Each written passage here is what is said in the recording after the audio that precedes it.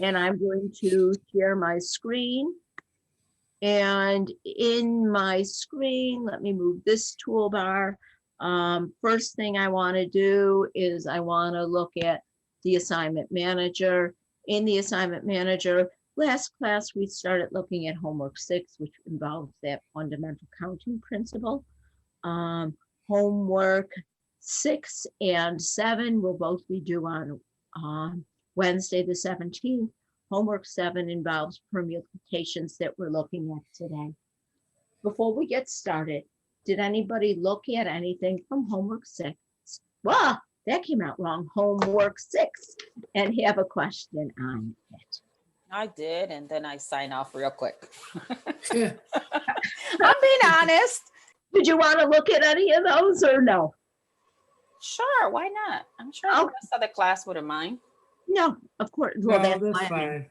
Okay, where in homework 6 are you wondering?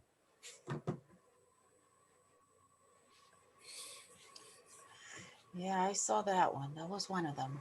Okay, it says you can choose one item from a group of M items, in a second from a group of N items. The total number of 2 choices is, okay, what did the fundamental counting principle tell us to do? It said we had to multiply. And so what we're doing is we're multiplying the number of ways the first one can occur by the number of ways the second one can occur. And so that's M times N. And that's just restating what we said. That was how we worded that counting principle. You multiply the number of choices for the first one times the number of choices for the second one. All right, with that one. Counting principle says to just multiply. So then the number of ways in which a series of successive things can occur is found by, again, multiplying the number of ways in which each can occur. And this was our fundamental counting principle. Just again, checking that you got the meaning of the lesson. So determine whether each statement is true or false. If it is false, make the necessary changes. If one item is chosen from M, the second is chosen from N, and a third is chosen from P, the total of number of 3 items. Well, should I be adding those? What should I be doing? Multiplying. Multiplying. So are you all right? That would be choice B.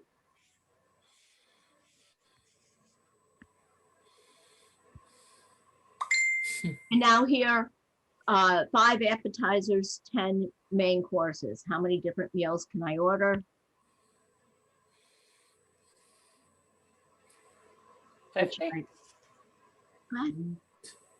Are we multiplying Okay. 5 times 10? Beautiful, you're spot on. 550. So it's 50, yeah. Yeah.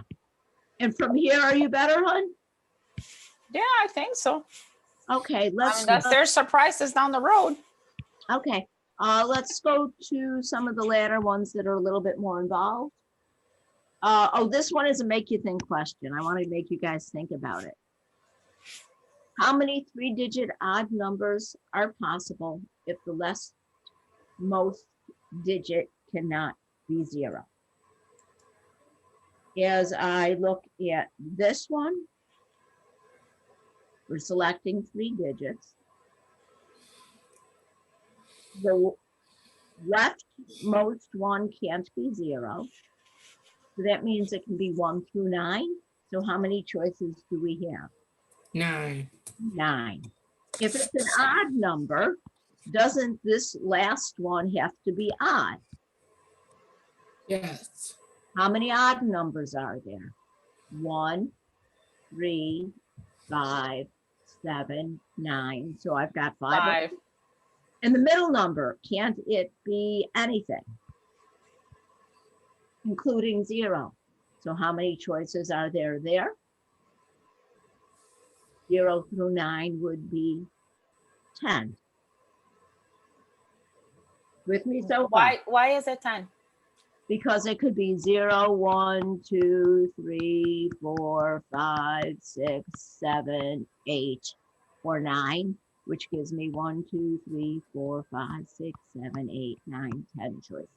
Oh, okay. 1 through 9 and 0 would give me 10 choices. That's actually why we consider our number systems base 10, because we have 10 digits. And if you're at all interested, math history people think we ended up with that base 10 number system because we started counting on our fingers and we have 10 fingers.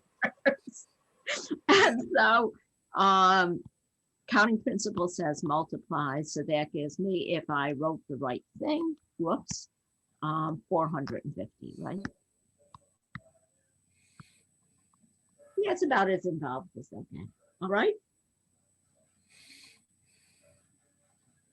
So I'm going to clear that. That's actually a great example of something involving that counting principle that we had not looked at last class, but it's a great final example for that. Then today, you guys are 106. We're going to look at permutations and possibly start introducing the idea of combinations. Homework 6 is the one we were just looking at, counting principle. Homework 7 is the permutations. Both are due on the 17th. Again, they're due on the 17th at the end of the day. And so we'll have ample time if you still have questions on them on Wednesday to clean them up. Again, the 15th is a holiday. And hopefully I will have all of those tests done relatively early on Saturday. And I think Pam made me promise that I'll send you guys an email when they're all good so that you can check. Today, though, we're going to start looking at permutations. And if something's a permutation, there are 3 criteria that we have to meet. First of all, though, the permutations are the number of arrangements,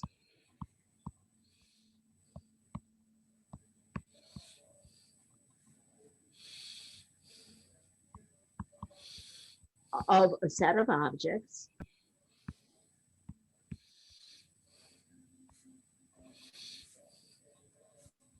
if first criteria, each object is distinct. We have distinct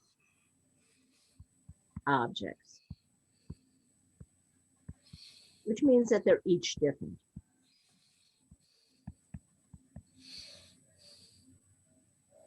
For example, if I have a deck of cards, well, they're all cards, each card is different. Or if I have a class of students, they're all students, but each student is different. Another thing that's important is that I can't repeat.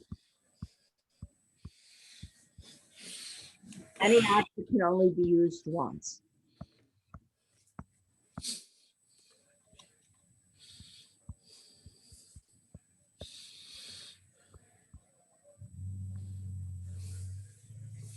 For example, if I was dealing out cards, each card would only be used once.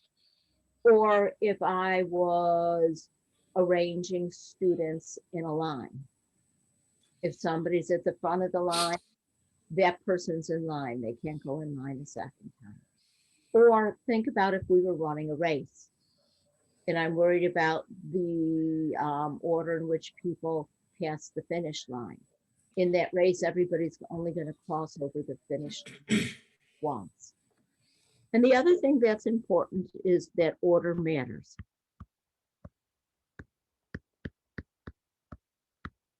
And so if I think of something like that example of running a race, order matters. If it didn't, we wouldn't be running the race. We want to know who comes in first, second, third, fourth. Or if I'm making a number out of a, let's say I have bowl full of digits and I can pick a digit out and I want to use it to make a number and I can only use each one once. When I make a number, the order of digits matters. 129 is a lot different than 921. The order in which I write those numbers make a big difference. With a permutation, the objects each have to be different. I can only use each object once, and order matters. So let's look at an example. Let's say I have 4 students. And I have 4 seats. How many different orders can I sit them? In how many different orders can I sit them?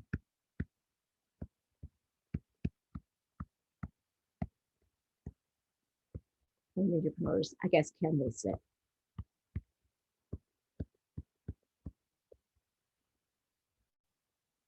Well, if I think about this, I probably could apply my counting principle. Each chair, these are my chairs, I've got a different decision to make.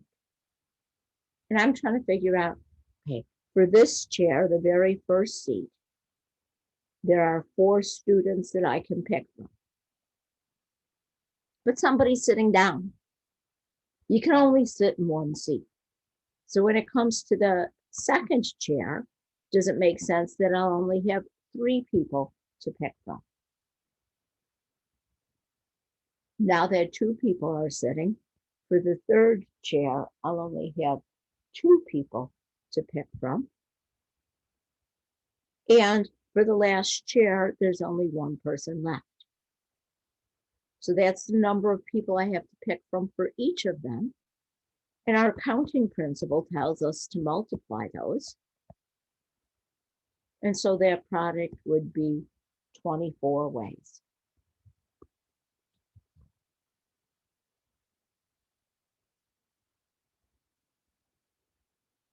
How's that look?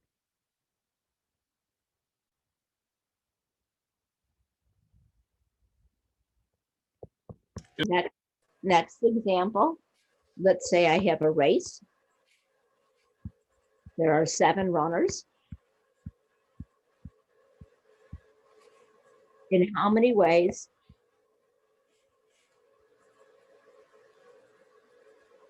can they finish?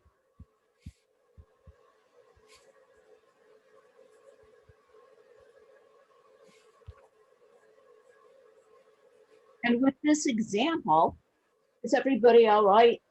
When you run a race, order does matter because we want to know who came in first, who came in second, who came in last.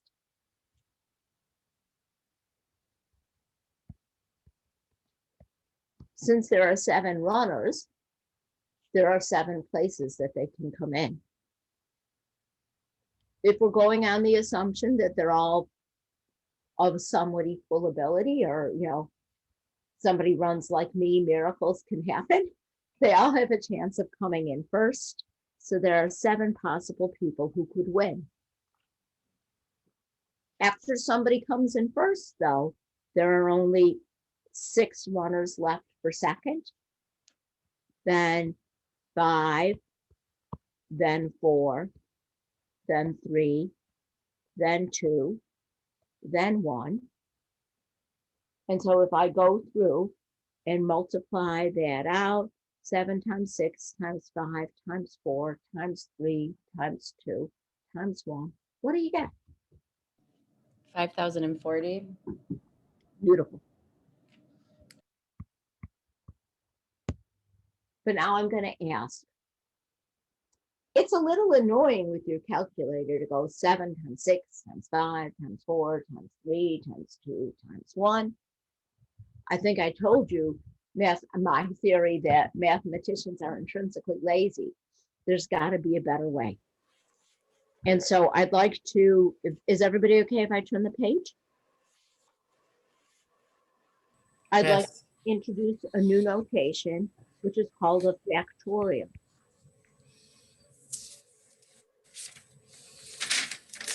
Factorial says that if n is a natural number,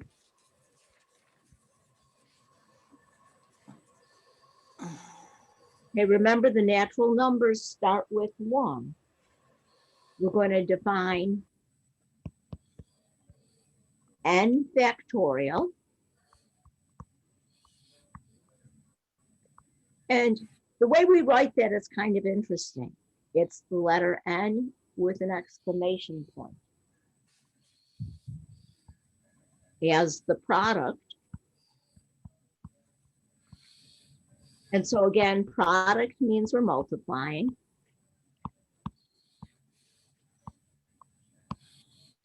Of n and all the natural numbers less than n.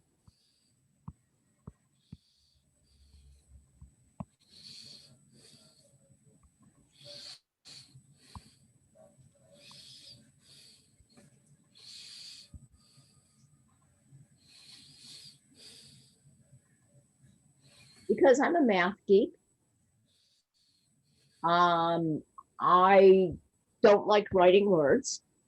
And so if I were to write that symbolically or algebraically, n factorial means I'm going to multiply n by the number 1 less, the number less than that, and I'm going to keep on multiplying until I get down to 1.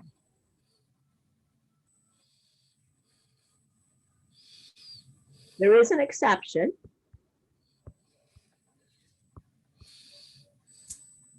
The exception to that rule is if we expand our horizons to whole numbers, 0 factorial will always equal 1.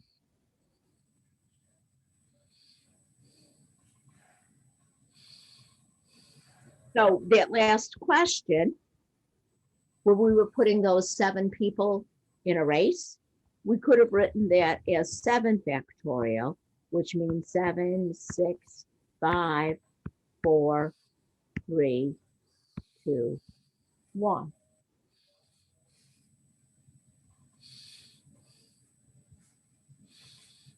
So if I wanted 5 factorial, that would be 5 times 4 times 3 times 2 times 1, which would give me 120. Now, for just a minute, I want to stop sharing my screen. And I'm going to take mine off of gallery view and put it into speaker view. Can you guys all see me? Yes. Okay. Does anybody have this calculator? Yes. I do. On this calculator, as you look at the face of it, you've got the pretty colored second button. And then if you go down, there's one that says log. And next to the one that says log, there's a button that says PRB. We're going to make use of that. So I'm going to turn my calculator on, clear what's in there. And now we just found 5 factorial. With my calculator, I'm going to press the number 5.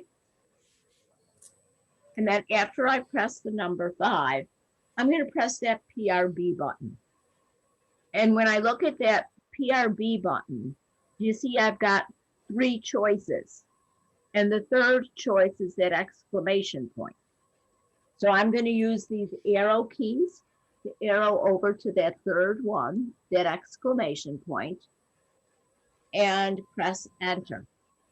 And you see now my calculator has 5 factorial. And when I press enter again, it gives me that answer of 120 without doing all of the other work. So if you have this calculator, could you do me a favor, please?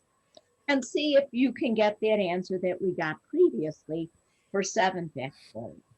Again, I'm pressing 7, the PRB button, probability, arrowing over, pardon me, to the exclamation point. And when you do that, do you get the 5040, the 5040? Yes. Okay. Yeah. Now, is there anybody who doesn't have that but instead has a graphing calculator?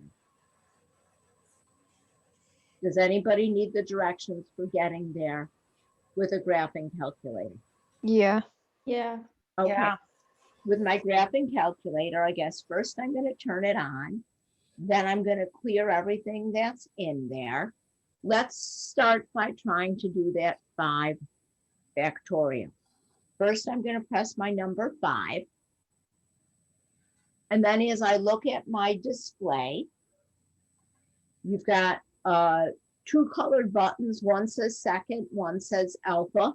And then the one underneath that says math. I'm looking at the 3rd button down on the left-hand side. I'm going to press that math button. I don't have that math button. You don't have that math button? Yeah, and I have the same calculator. It's an IT30X, right? Oh, no. You don't, you have IT30X, you have this one and you're good. I'm giving directions for people who have a TI Oh, okay. I wasn't paying attention. or 85. This is a different calculator. So if you have that math button, now when you look at the display, there's a few menus going across. The 4th one over is the PRB menu. I'm going to arrow over to that PRB menu. And then in that PRB menu, you have several choices. The 4th one down is the exclamation point. So I'm going to just type the number 4. And after I hit that number 4, do you see how I have that 5 factorial, that 5 exclamation point? And when I press enter, I get the 120. Could graphing calculator people please do me a favor and try to recreate those steps on your own and go 7 math PRB exclamation point and make sure that you also get that 5040. Could everybody get that? Everybody with a graphing calculator. Yeah. Yeah. Now, is there anybody who has a calculator different than those 2?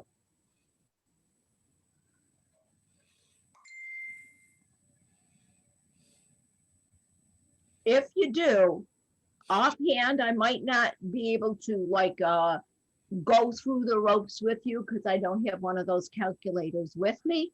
But if you have a different calculator and you need to find how to get that factorial, stick around for a minute at the end of class and you can hold your calculator up to the screen and show me and we'll see if we can figure it out. Okay? Now I'm going to go back to sharing my screen and moving this toolbar out of the way and look at another example. Let's say the class today. And I have to apologize. I forget how many people are participating in class today. So give me a second. We've got 12 students in class today.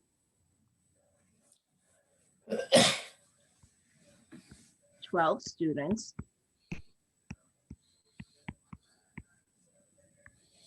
In how many ways can I assign to them? Can I ask each person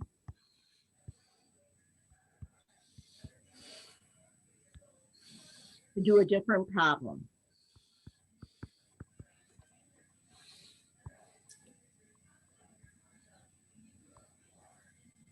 So what this implies is that I have 12 different problems, and they're very different. One's really easy, one's like write your name, and they go on through degree of difficulty until I get like a calculus problem. If one question is what's your name, and the other question, another question is a calculus problem, and they're everywhere in between, would it make a difference to you which problem you had? Would you want an easy question as opposed to a really, really hard one? Because they're different, we're going to say that the order matters. Because they're different and the students are different, and nobody's going to do more than one problem, it fits that definition of a permutation. And so my answer is going to be 12 factorial. And so I'm going to take 12 factorial with my calculator, and that's going to give me, dang it, it's not what I wanted, but we'll go with it. 479001600.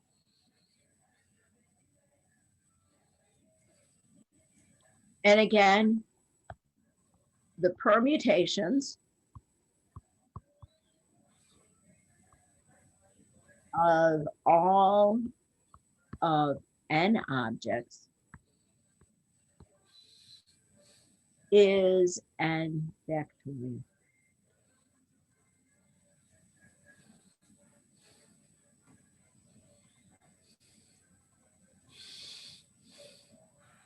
Another example.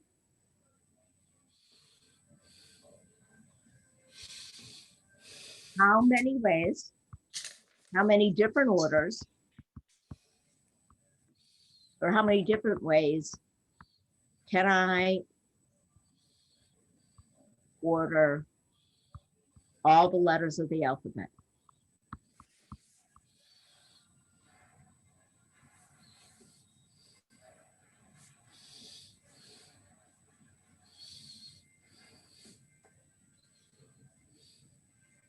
How many letters are there? 26. 26. And I'm asking about how I can order them. So it's going to be, that word order tells me it's going to be a permutation. And I'm using all of them. So that would be 26 factorial. And so now when I type in my 26 factorial, what's going on here? I get 4 point, a decimal, 032914611. And then at the back, my TI-30 has in fine print X10 to the 26th. Is everybody familiar with the idea that this is not a tiny decimal, but rather a large number in scientific notation? Yeah. And that number is so big, it won't fit in my calculator display. Right now, we've got 1, 2, 3, 4, 5, 6, 7, 8, 9 places behind the decimal point. I have to move that decimal point over 26 places. So 0, 3, 2, 9, 1, 4, 6, 1, 1. That's 9 places. 10, 11, 12, 13, 14, 15, 16, 17, 18, 19, 20. 1, 2, 3, 4, 5, 6. And so it's a very, very, very, very, very, very, very large number. And so just if your display gives you something like this at the end, and some calculators, instead of putting that at the end, it would be the 4.032914611. Some calculators give you E26. That means the same thing. It means that your number is very large, too big for the calculator to show, and so they're throwing it into scientific notation. So far, so good. I just have a quick question. So if we get an answer like that and we have to put it in my math lab, Your final answer shouldn't look like that in my math lab. It should turn out Okay. something smaller. Okay. But I'm just saying, if you do, or, if it were something like E5, then realize you gotta move that decimal point over 5 places. okay. Okay. So let's look at more permutations. Let's look at how many ways can I arrange?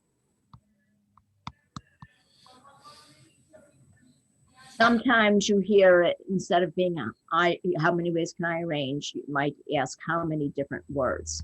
They don't have to be real words.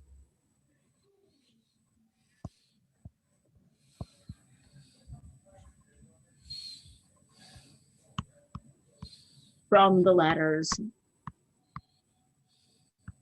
M, A, T, H. So I'm looking at different arrangements. Is everybody all right? That tells me that order matters.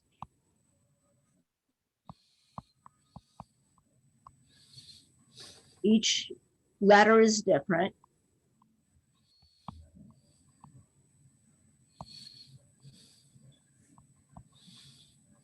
I'm going to use each once.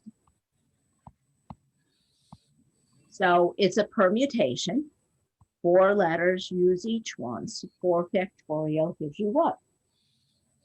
24. 24. Now, let's look at a different example. Let's say we have a race. Let's say we have 8 runners. And sadly, I just want to know how many ways can they finish first, second, third. Kind of like the Olympics, they only care about the first 3. How many ways can they place first, second, third? This time, we're only worried about those first 3 places. It's still a permutation because order matters. Everybody's only finishing once, and each of the runners are different. For the first place, we'd have 8 choices. For the second, 7. For the third, 6. And when I take 8 times 7 times 6, I get 336.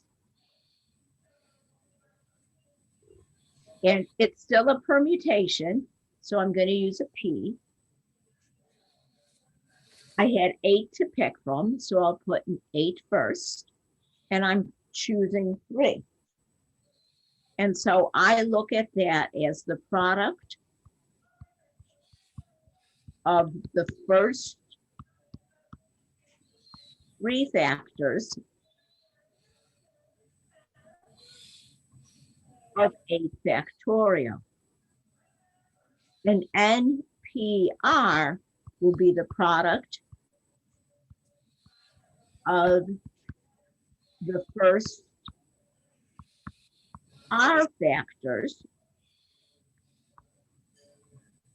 of N factorial.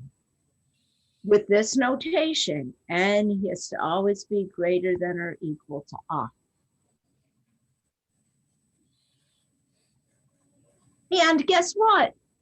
There's something on your calculator that does this. With your calculator, you're going to first type in the number 8.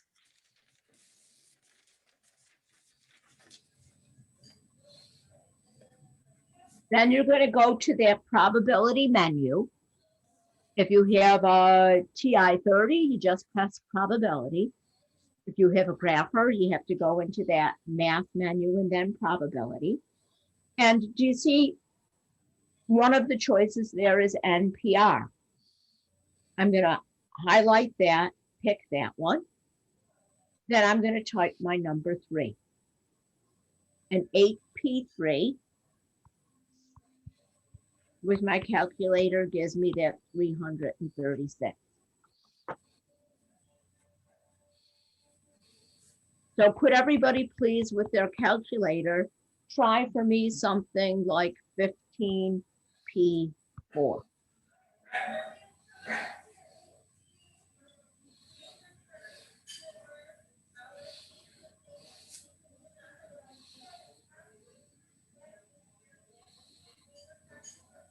Is anybody else getting 32,760?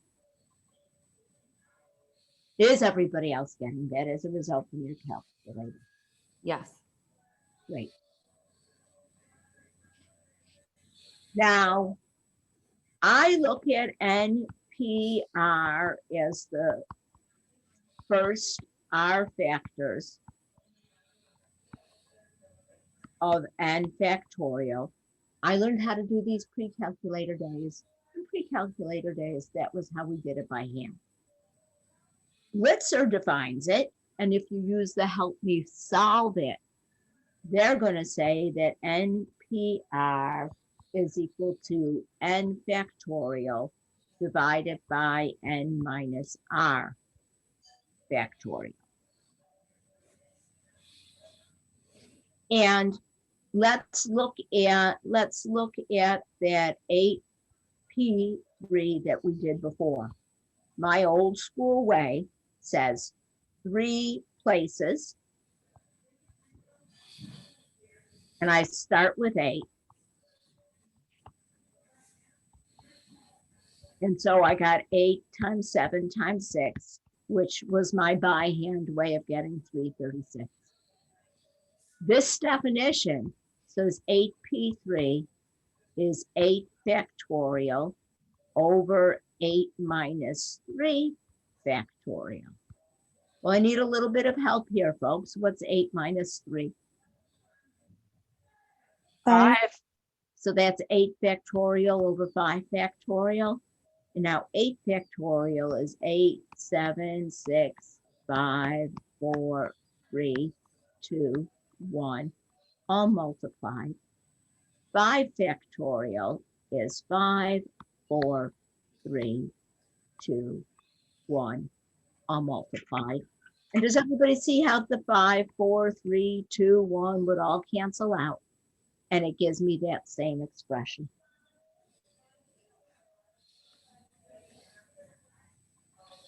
So in the homework, you might see something like, what's 100 factorial over 98 factorial? And I think sometimes if you try to do some of these with a calculator, it's going to say, no, no, no, no, no, no, no. These numbers are too big for me. It's going to say something like overload error. And so you have to stop and think for a minute. That 100 factorial is 100 times 99 times 98 going all the way down to 1. And that 98 factorial is 98 going all the way down to 1. So doesn't that tell me that that's just going to be 100 times 99 or 9,900? And so some of the questions are kind of make you think questions like that.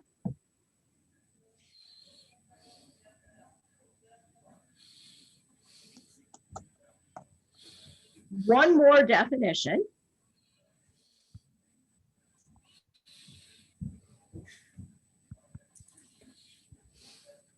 We're going to say that anything permutation 0 will always equal 1. There's one way of doing nothing. So let's say, for example, I go to the store, I try on 10 dresses. How many ways can I pick none of them? 1. Yeah. There's only one way of getting none of them. and that's 1. We're saying that 10p0 is 1. There's only one way of doing nothing.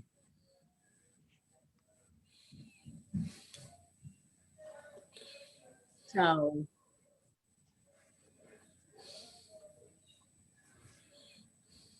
I'm just looking at the clock, and I think I'm going to make a slight change in the homework.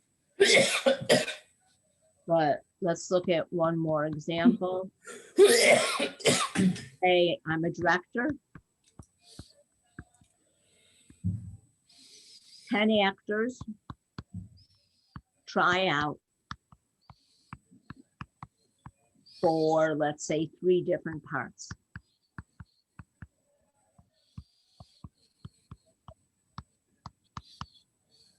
And how many ways can I cast them?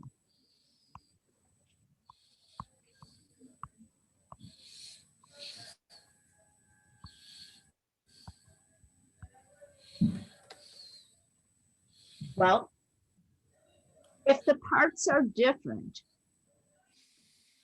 doesn't order matter. If you were one of the actors, would it make a difference to you whether you were the leading person or just an extra on the side of the stage? Because they're different, it's telling us that the order matters.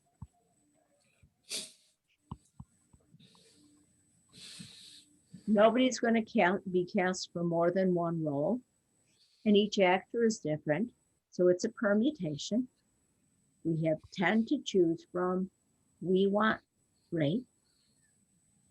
So we can get that from our calculator, or we can get that by just taking 10 times 9 times 8.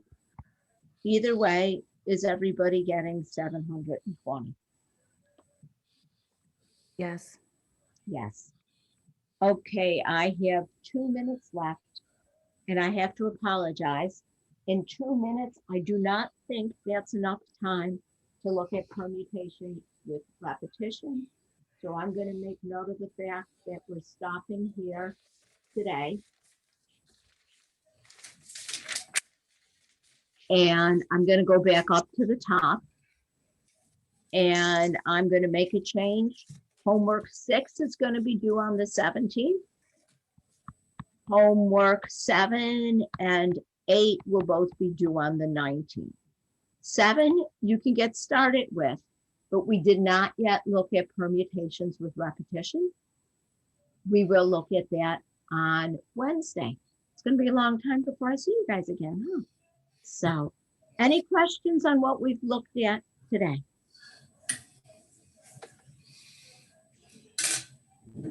If not, I'm going to